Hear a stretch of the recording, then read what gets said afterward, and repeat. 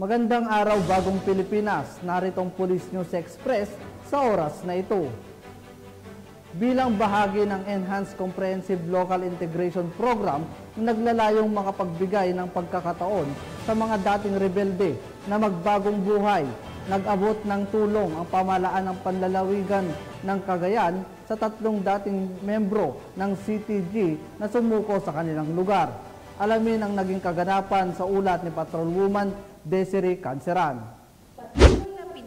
Pinatunayan ng pamahalaang panlalawigan ng Cagayan ang dedikasyon nito sa pagsusulong ng kapayapaan at pag-agapay sa reintegrasyon ng mga dating rebelde, kung kaya 3 sa mga ito ang nabigyan ng pinansyal na tulong sa pakikipagtulungan ng Cagayan Police Provincial Office at ng pamahalaang panlalawigan sa Capitol Hills to Tuguegarao City, Cagayan noong ika-3 ng Oktubre taong kasalukuyan. Bawat benepisyaryo ay tumanggap ng halagang 40,000 piso bilang halaga ng patuloy na pangako ng gobyerno na tulungan ang mga dating rebelde na muling makapag-umpisa ng tahimik na pamumuhay matapos itong isuko ang kanilang mga armas at magbalik loob sa gobyerno. Pinangunahan ni Gobernador Manuel Mamba ang inisyatibang ito na naglalayong pagtibayin ang kapayapaan sa pamamagitan ng pagbibigay ng suporta sa mga individual na nagnanais ng bagong simula.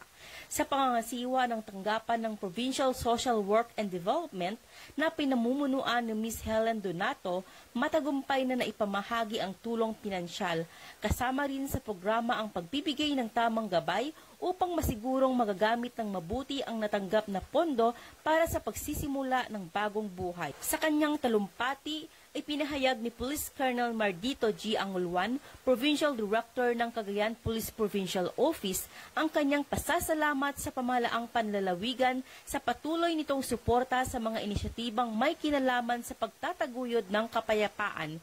Binigyang diin ni Police Colonel Angulwan na ang pinansyal na tulong ay hindi lamang simpleng pondo, kundi simbolo ng bagong pag-asa at tiwala para sa mga dating rebelde na nagsisimula ng panibagong kabanata sa kanilang mga buhay. Ipinahayag naman ng mga tumanggap ng tulong ang kanilang taos-pusong pasasalamat sa gobyerno at sa pamahalaang panlalawigan. Ayon sa kanila, malaki ang maitutulong ng pinansyal na ayuda sa muling pagbangon ng kanilang pamumuhay. Sa pagtatapos ng seremonya, nanawagan sina Gobernador Mamba at Police Colonel Angulwan sa mga natitira pang miyembro ng armadong grupo na yakapin ang kapayapaan at isuko ang kanilang mga armas. Tiniyak nila na handa ang pamahalaan na tumulong sa kanilang pagbabalik loob sa pamamagitan ng reintegration programs na magbibigay daan para sa mas payapa at produktibong buhay. Mula dito sa Lambak ng Cagayan, ako ang iyong Police News Network Correspondent, Patrolwoman Desiree T. Canceran, alagad ng batas, tagataguyod ng Balitang Pulis. Maraming salamat Patrolwoman Canceran.